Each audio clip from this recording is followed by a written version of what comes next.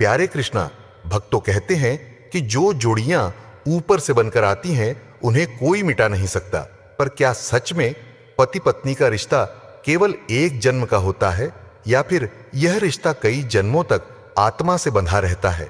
तो मित्रों, आज की इस अलौकिक कथा में भगवान विष्णु ने स्वयं माता लक्ष्मी को बताया है कि पति का रिश्ता कितने जन्मों तक रहता है। मित्रों, एक समय की बात है, भगवान विष्णु और माता लक्ष्मी क्षीर सागर में शेष नाग की सैया पर विश्राम कर रहे थे और माता लक्ष्मी भगवान विष्णु के पैर दबा रही थी। तभी माता लक्ष्मी अपने मन में कुछ गहन चिंतन कर भगवान विष्णु से कहती है, हे स्वामी, मेरे मन में आज एक प्रश्न उठ रहा है, कृपया आप इसका उत्तर बताकर मेरे मन की जिज्ञासा को शांत करें। तब भगवान विष्णु कहते हैं, हे देवी, पूछो तुम्हारा वह कौन सा प्रश्न है। मैं अवश्य ही तुम्हें उस प्रश्न का उत्तर देकर तुम्हारे मन को शांत करने का प्रयास करूंगा। तभी माता लक्ष्मी कहती है, हे स्वामी, मेरा प्रश्न यह है कि एक पति पत्नी का रिश्ता कितने जन्मों तक रहता है? क्या पति का रिश्ता केवल एक जन्म का होता है या यह रिश्ता 7 जन्मों आत्मा से बंधा रहता है? तब भगवान विष्णु कहते हैं, हे देवी, आपके इस प्रश्न का उत्तर एक महान कथा में छिपा हुआ है। तुम इस कथा को अंत तक पूरा सुनो, इससे तुम्हें पता चल जाएगा कि पति पत्नी का रिश्ता कितने जन्मों तक रहता है। तभी माता लक्ष्मी कहती हैं, हे स्वामी, कृपया अब आप इस कथा को मुझे सुनाइए। मैं इस कथा को पूरे मन से अंत तक सुनूंगी। मित्रों, फिर भगवान विष्णु माता लक्ष्मी को वह कथा सुनाने लगते हैं। मित्रों, कथा को प्रारंभ करने से पूर्व आपसे निवेदन है कि कमेंट बॉक्स में सृष्टि के पालनहार भगवान श्री हरि विष्णु की जय हो अवश्य लिखें और साथ ही वीडियो को लाइक करके चैनल को सब्सक्राइब करना बिल्कुल ना भूलें। फिर भगवान विष्णु कहते हैं, हे देवी, जो भी स्त्री पुरुष इस कथा को अंत तक पूरा सुनते हैं वह समझ जाते हैं कि पति पत्नी का रिश्ता कितने जन्मों तक का होता है और उन्हें अपने रिश्ते को किस प्रकार से निभाना है। मित्रों, फिर आगे भगवान विष्णु माता लक्ष्मी को कथा सुनाते हुए कहते हैं, हे देवी, एक समय की बात है, मध्य देश में वैभवपुरी नाम का एक राज्य था। पूरे राज्य में सुख समृद्धि और शांति का वातावरण था। उस राज्य में एक राजकुमारी थी जो पूरी तरह से चरित्रवान स्त्री थी। फिर कुछ समय बाद उस राजकुमारी का विवाह पास ही के एक चरित्रवान राजकुमार के साथ हो गया। अब दोनों ही जीवन का आनंद सुख वैभव के साथ ले रहे थे। उन्हें धन धान्य की कोई कमी नहीं थी, परंतु मित्रों, उन्हें केवल एक ही चिंता बार बार सता रही थी, क्योंकि अभी तक उन्हें संतान की प्राप्ति नहीं हुई थी। इस बात को सोच सच राजकुमारी चिंताग्रस्त रहती थी। समय धीरे धीरे गुजरता गया। मित्रों, फिर भगवान विष्णु आगे कहते हैं, हे देवी, फिर एक दिन राजकुमारी की तबीयत अचानक बहुत खराब हो गई। तब वह राजकुमार से बोली, प्रीतम, मैंने आपको बहुत प्यार किया है, मैंने आपकी बहुत सेवा की है, पूजा भी की है, मगर मैं आपकी एक खुशी पूरी नहीं कर पाई। वह है संतान को जन्म देने की खुशी। मुझे आभास हो रहा है कि मेरा जीवन कुछ पलों में ही समाप्त होने वाला है। आप मलाल मत करना। मेरे ना रहने के बाद मेरी यादों में जीवन जीना। मैं आपको वचन देती हूं, अगले जन्म में मैं फिर आपकी पत्नी बनूंगी। तब मैं आपकी संतान की इच्छा अवश्य पूरी करूंगी। और फिर इतना कहते ही उस राजकुमारी की मृत्यु हो जाती है। फिर भगवान विष्णु माता लक्ष्मी से कहते हैं, हे देवी, समय आने पर एक दिन राजकुमार भी अपना समय पूरा कर लेता है और उसकी भी मृत्यु हो जाती है। फिर वह राजकुमार एक ऐसे राजा के यहां जन्म लेता है जिसकी 16,000 रानियां थीं और सब रानियों के बीच में वह अकेला ही पुत्र था। उधर वह राजकुमारी भी एक ऐसे राजा के यहां जन्म लेती है जिसकी 16,000 रानियां थीं और सभी रानियों के बीच में केवल एक ही पुत्री थी। मित्रों, वह जिस राजा का पुत्र था, उस राजा के पास में एक बहुत ही अक्लमंद और वफादार तोता था। राजा उससे बहुत सारे मामलों में सलाह लिया करता था और उसकी सलाह का पालन भी करता था। बड़ी बड़ी मुश्किल समस्याओं में राजा तोता की सलाह अवश्य लेता था। फिर एक दिन राजा ने उस तोते को बुलाया और तोते से कहा, हे तोते, मैं तुम्हें एक बहुत बड़ी जिम्मेदारी सौंप रहा हूं जो तुम्हें पूरी करनी है। राजा की गंभीरता को देखते हुए तोते ने कहा, बोलो महाराज, मैं आपके लिए कुछ भी कर सकता हूं।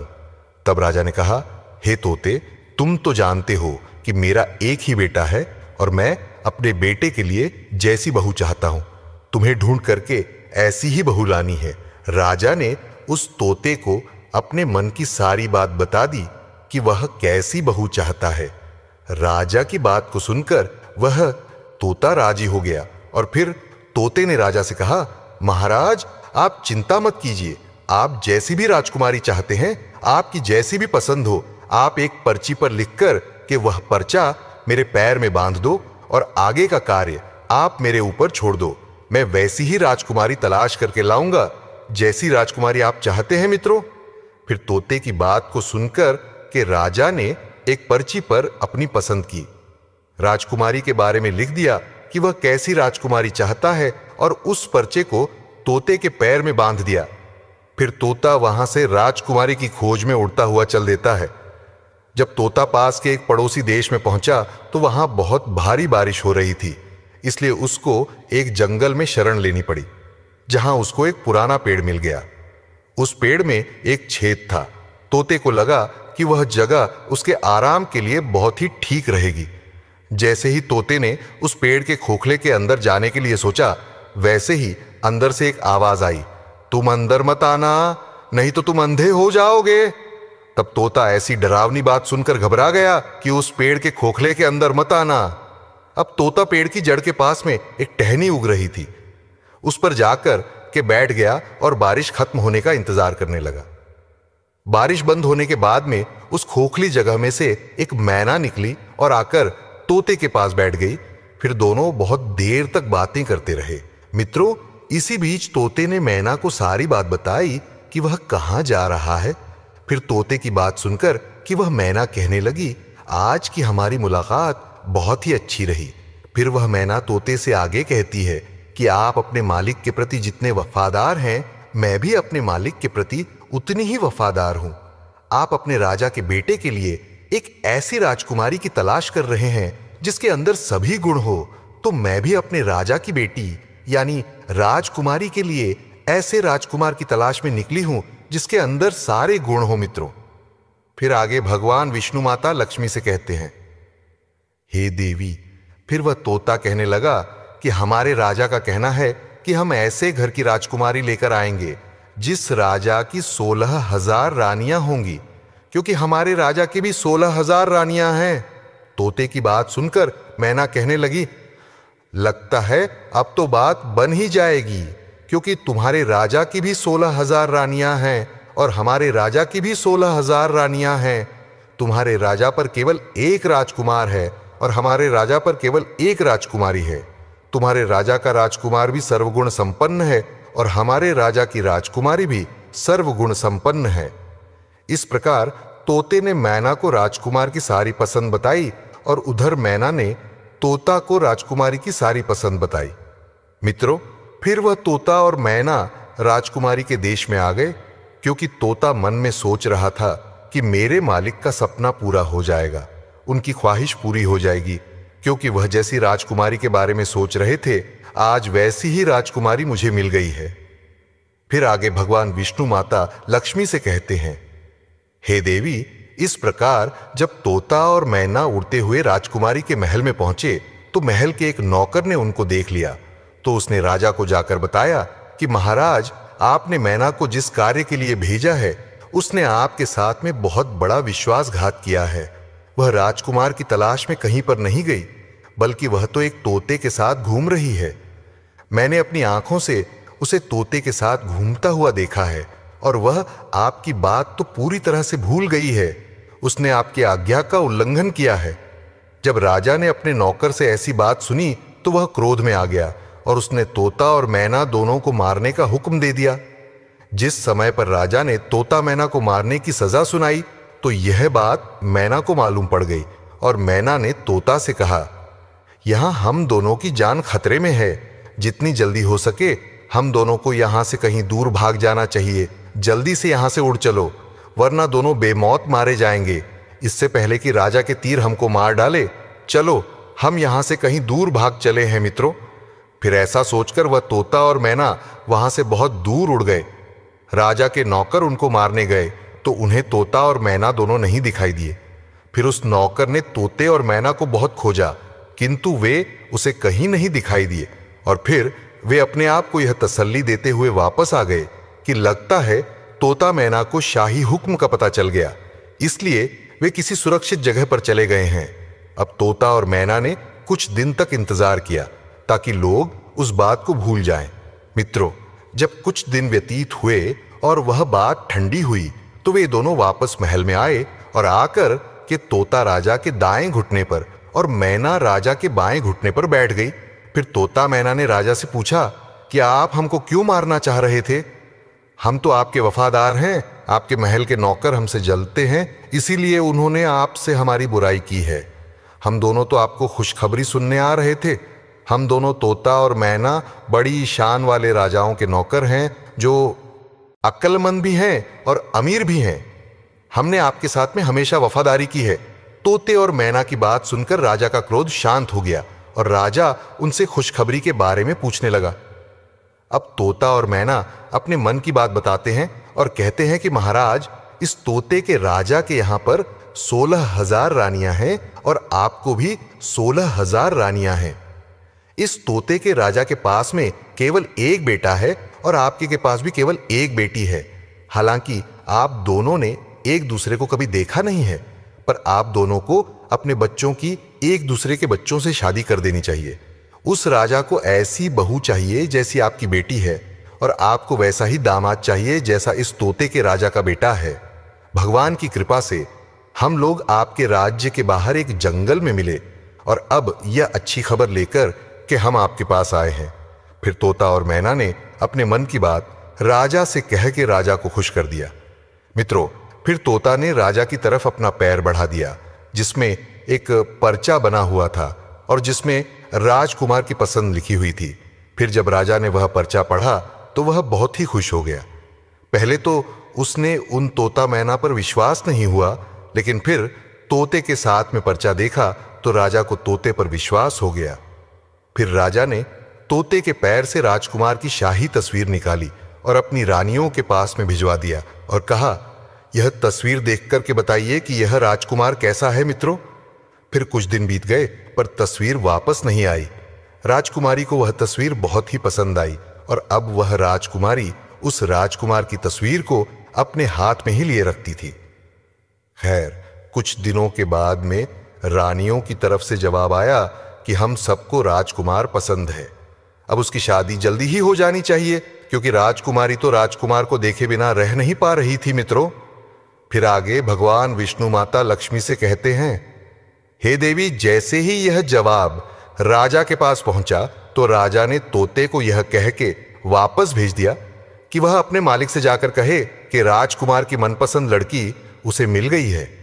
वह 10 महीने के अंदर अंदर शादी के लिए हमारे पास आ जाए मित्रों। फिर क्या था, राजा की ऐसी बात सुनते ही तोते ने आदर के साथ में झुक के राजा को प्रणाम किया और अपने देश को उड़ता हुआ चल दिया। फिर अपने देश पहुंचकर के तोते ने राजा को अपनी यात्रा की सफलता के बारे में बताया। तो राजा यह सुनकर बहुत ही खुश हुआ कि वह जैसी बहू चाहता था उसे वैसी ही राजकुमारी अपने बेटे के लिए मिल गई है। और फिर राजा ने तुरंत ही इस शानदार मौके को शानदार तरीके से मनाने का हुक्म दे दिया। राजकुमार के लिए राजा ने सबसे कीमती और बढ़िया कपड़े बनवाए, घोड़ों के लिए बहुत शानदार जीन बनवाई गई, सिपाहियों के लिए भी नई और बढ़िया वेशभूषा बनवाई गई। बहुत सारे तरह की चीजें जैसे अनमोल हीरे जवाहरात, बढ़िया कपड़े, मुश्किल से मिलने वाले फल, कीमती मसाले और बढ़िया किस्म के इत्र आदि इकट्ठा किए गए। अब 10 महीने जल्दी ही गुजर गए। इतनी तैयारियों में समय कब निकल गया राजा को पता ही नहीं चला। परंतु मित्रों, शादी के कुछ दिन पहले ही राजकुमार का पिता बीमार पड़ गया और उसकी मृत्यु हो गई। अब परिवार वालों के लिए यह एक बहुत ही बड़ा धक्का था। अब राजकुमार को अपना जाना टालना पड़ा, क्योंकि ऐसे समय पर शादी के लिए राजकुमार का जाना अपने पिता का अपमान करना दिखाता।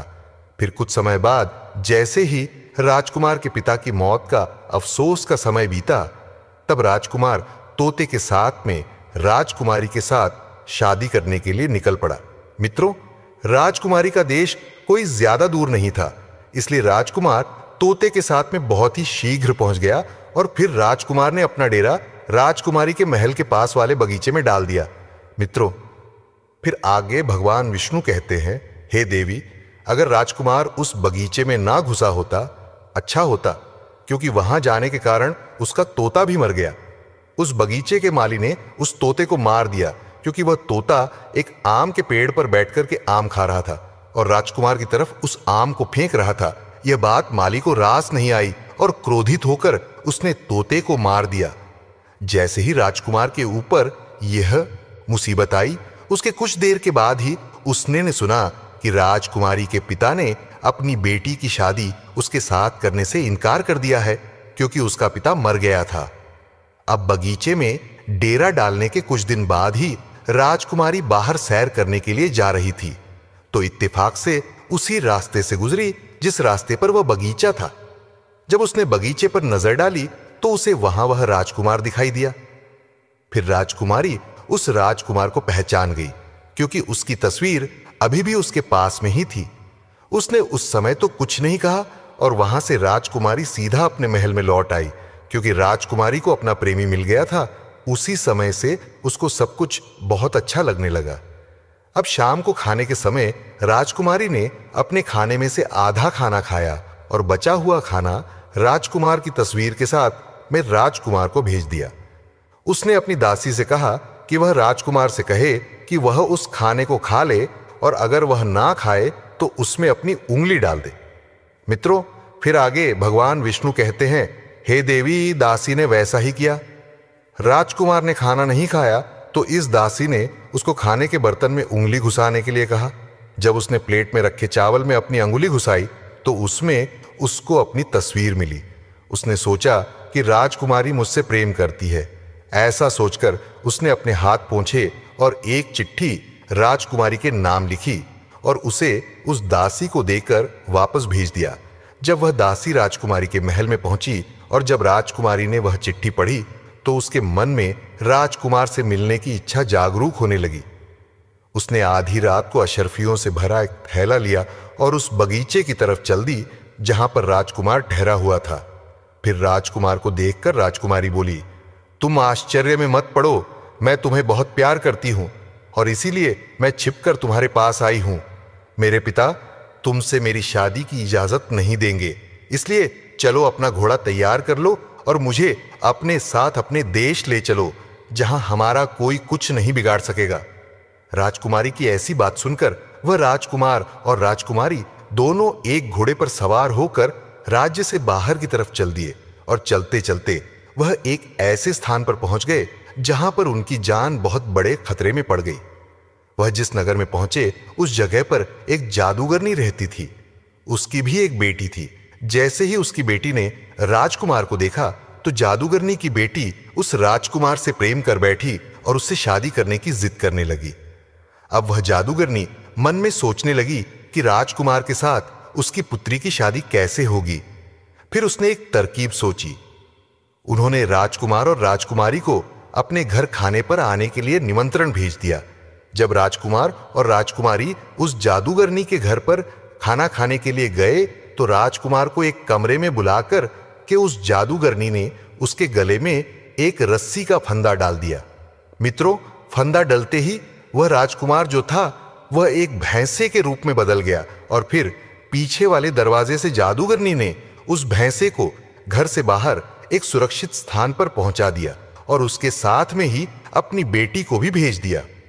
अब राजकुमारी खाना खाने के बाद में अपने राजकुमार को ढूंढने लगी, मगर वह भैंसा बन चुका था। वह उसे कैसे मिलता? इधर सारा दिन वह भैंसा जादूगरनी की बेटी के पीछे घूमता रहा। वह जादूगरनी की बेटी जहां भी जाती तो भैंसा उसके पीछे पीछे जाता। अब वह जादूगरनी की बेटी रात को भैंसे के गले से वह रस्सी का फंदा निकाल देती थी, जिससे वह राजकुमार बन जाता था और भैंसे का रूप खत्म हो जाता था। और जैसे ही सुबह होती थी वैसे ही वह रस्सी का फंदा फिर से राजकुमार के गले में डाल करके उसे भैंसा बना देती थी और फिर दिन भर उसके साथ बाहर घुमा करती थी। उधर राजकुमारी को राजकुमार से मिले बगैर कई दिन हो गए थे। राजकुमारी पागलों की तरह अपने राजकुमार को इधर उधर ढूंढ रही थी। वह बहुत ही दुखी थी। उसको पता ही नहीं था कि अब वह करें तो क्या करें। वह सोचती रहती कि आखिरकार राजकुमार उसको छोड़कर कहां चला गया। कभी राजकुमारी अपने मन में सोचती, लगता है राजकुमार ने मुझे धोखा दे दिया, परंतु बाद में वह सोचती कि राजकुमार मुझे धोखा नहीं दे सकता है, वह मुझसे बहुत प्यार करता है, मैं भी उससे बहुत प्यार करती हूं मित्रों। फिर उस राजकुमारी ने एक आदमी का रूप रखा और उस देश के राजा के पास गई और उससे अपने मन की बात कही। उधर राजा राजकुमारी की शक्ल, सूरत और बोलने के ढंग से बहुत ही प्रभावित हुआ। फिर राजा ने अपने दरबार में उस राजकुमारी को कोतवाल के पद पर नियुक्त कर दिया। जब राजकुमारी कोतवाल बन जाती है मित्रों, क्योंकि कोतवाल को बहुत सारे घरों में आना जाना होता है, इसलिए उसे बहुत सारे घरों के भेद मालूम होते हैं। इस प्रकार राजकुमारी कोतवाल बनकर के राजा के यहां पर काम करने लगी। धीरे धीरे समय बीतता गया, कई साल गुजर गए। मित्रों, फिर आगे भगवान विष्णु कहते हैं, हे देवी, फिर एक दिन अचानक राजा की मृत्यु हो जाती है। उधर सभी नगरवासी उस कोतवाल को राजा बना देते हैं, क्योंकि उस कोतवाल राजकुमारी का व्यवहार जनता के प्रति बहुत ही अच्छा था। फिर एक दिन उसी नगर से एक व्यक्ति एक भैंसा बेचने के लिए उस राजा रूपी राजकुमारी के पास आया, तो राजा रूपी राजकुमारी ने उस व्यक्ति का भैंसा खरीद लिया। वह भैंसा बहुत ही काम का था, वह किसी भी खोई हुई चीज को सूंघ करके बता देता था। मित्रों, आज से फिर एक दिन अचानक वह भैंसा कहीं गुम हो गया। अब राजा ने उस नगर में सूचना भिजवा दी कि इस नगर में जितने भी भैंसे हो सबको यहां पर इकट्ठा किया जाए। उधर यह सूचना उस जादूगरनी के पास भी पहुंची। अब सभी नगर के भैंसे राजा के सामने एकत्रित हुए, मगर उस जादूगरनी ने अपना भैंसा, जो कि एक राजकुमार था, उसे राजा के दरबार में नहीं भेजा। फिर जब सैनिकों ने राजा रूपी राजकुमारी को जादूगरनी के द्वारा अपना भैंसा ना भेजे जाने की बात बताई, तो राजा रूपी राजकुमारी एकदम से भड़क गई और उसने जादूगरनी से उस भैंसे को जबरदस्ती बुलवाया। उधर जैसे ही सैनिकों ने उस भैंसे के गले में पड़ी हुई रस्सी को जोर से खींचा, वैसे ही वह रस्सी उस भैंसे की गर्दन से निकल गई और रस्सी गर्दन से निकलते ही वह भैंसा जो था एक राजकुमार के रूप में परिवर्तित हो गया। मित्रों, अब क्या था, उस राजकुमारी रूपी राजा का सपना साकार हो गया और वह एकदम से उस राजकुमार के गले लग गई और उस जादूगरनी को उस राजा रूपी राजकुमारी ने बंदी बनाकर कारागार में डलवा दिया। फिर राजा रूपी राजकुमारी ने सभी नगरवासियों से कहा कि मुझे अपने राजकुमार से मिलने के लिए एक आदमी का रूप बदलना पड़ा था। मैं एक औरत हूं, इसलिए आज से आप सभी हमारे राजकुमार को अपना राजा और हमें अपनी रानी समझो। मित्रों, रानी की बात सुनकर सभी नगरवासियों में खुशी की लहर दौड़ पड़ी और उन्होंने उस राजकुमार को रानी और उस राजकुमार को अपना राजा स्वीकार किया। अब वह राजकुमार राजा बनता है और वह राजकुमारी रानी बनती है और फिर उस जादूगरनी की बेटी को भी रानी कैद खाने में डलवा देती है, क्योंकि जो जादूगरनी की बेटी थी उसने पूर्व जन्म में अपने पति को झूठा दोष लगाकर के एक राजा की कैद में डलवा दिया था, इसलिए उस जादूगरनी की बेटी को भी राजा की कैद का सामना करना पड़ा। फिर एक दिन वह राजा और रानी कहीं घूमने के लिए जाते हैं। जब वे जंगल से होकर गुजरते हैं तो वह एक पेड़ के पास खड़े होकर आराम करने लगते हैं। वह पेड़ कई साल पुराना था। उस पर राजकुमार और राजकुमारी ने अपने पूर्व जन्म में एक प्रेम चिन्ह बनाया था, जो पूरी तरह से सुरक्षित था। फिर जैसे ही राजकुमार और राजकुमारी की नजर उस प्रेम चिन्ह पर पड़ती है, तो एकदम से दोनों को अपने पुराने जीवन की सारी घटना याद आ जाती है। उन्हें अपने पुराने जन्म की सारी बातें याद आ जाती हैं और उनके जीवन में एक खुशी की लहर दौड़ जाती है। फिर वह राजकुमारी कहती है, हे स्वामी, मुझे सब कुछ याद आ गया है। मैं आपको बहुत प्रेम करती थी और आप भी मुझे बहुत प्रेम करते थे। मैंने आपकी बहुत सेवा की थी, लेकिन मुझे केवल एक ही मलाल था कि मैं आपकी खुशी के लिए एक संतान को जन्म नहीं दे सकी। लेकिन इस जन्म में फिर हम दोनों पति पत्नी के रूप में मिले हैं, क्योंकि यह हमारा प्रेम था। इसीलिए हम दोनों एक होकर के मिले और मुझे पूरा विश्वास है कि इस जन्म में ईश्वर हमारी अवश्य सुनेगा और आपको संतान का सुख अवश्य मिलेगा। मित्रों, फिर समय धीरे धीरे गुजर जाता है और फिर वह राजकुमारी गर्भ धारण करती है और समय आने पर एक सुंदर से पुत्र को जन्म देती है। इस प्रकार एक पत्नी अगले जन्म में आकर के अपने पति को प्राप्त करती है और पति की खुशी के लिए एक पुत्र रत्न को भी जन्म देती है। मित्रों, फिर आगे भगवान विष्णु माता लक्ष्मी से कहते हैं, हे देवी, इस कथा से ज्ञान की बात यह प्राप्त होती है कि यदि स्त्री पुरुष आपस में सच्चा प्रेम करते हैं तो ऐसे पति पत्नी का रिश्ता जन्म जन्मांतर का होता है। वहीं अगर स्त्री पुरुष को धोखा देती है तो उसे भी धोखा ही मिलता है, और यदि पुरुष स्त्री को धोखा देता है तो पुरुष को भी धोखा ही मिलता है। इसलिए पतिप का रिश्ता अटूट विश्वास का होता है। इसलिए पति पत्नी को हमेशा एक दूसरे के साथ विश्वास बनाए रखना चाहिए। जो स्त्री पुरुष विश्वास की डोर मजबूत रखते हैं वे 7 जन्मों तक पति पत्नी के रूप में मिलते हैं और उनकी पूर्व जन्म की शेष बची हुई इच्छा को भी भाग्य की देवी पूरी करती है। जिस प्रकार राजकुमारी को अपने अगले जन्म में वही राजकुमार पति के रूप में मिला और उसकी शेष बची हुई इच्छा जो संतान प्राप्ति की थी, फिर उसे अगले जन्म में संतान का सुख भी मिला। मित्रों, फिर आगे भगवान विष्णु कहते हैं, हे देवी, इस कथा से दूसरी ज्ञान की बात यह प्राप्त होती है कि जो भाग्य में नहीं होता वह कभी नहीं मिलता। क्योंकि जादूगरनी की बेटी का चरित्र ठीक नहीं था। वह अपनी जादुई शक्ति के बल पर एक राजकुमार को हासिल करना चाहती थी, जो कि राजकुमार उसके भाग्य में नहीं था। इसीलिए वह उस राजकुमार को हासिल नहीं कर सकी, क्योंकि जो भाग्य में नहीं होता वह कभी नहीं मिलता। मित्रों, फिर माता लक्ष्मी जी कथा को पूरा सुनने के बाद कहती हैं, हे स्वामी, अब मुझे मेरे प्रश्न का उत्तर मिल गया है और मैं इस कथा को सुनकर पूर्ण संतुष्ट हो गई हूं। मित्रों, अगर आपको यह कहानी पसंद आई हो तो कमेंट बॉक्स में जय श्री कृष्णा लिख के, वीडियो को लाइक करके, चैनल हिंदी स्टोरी को सब्सक्राइब करके बेल आइकन ऑल पर प्रेस कर लीजिए, जिससे आप सभी लोगों को प्राचीन कथाएं और कहानियां सबसे पहले प्राप्त हो सके। मित्रों, वीडियो को पूरा देखने के लिए आप सभी लोगों का धन्यवाद। हर हर महादेव।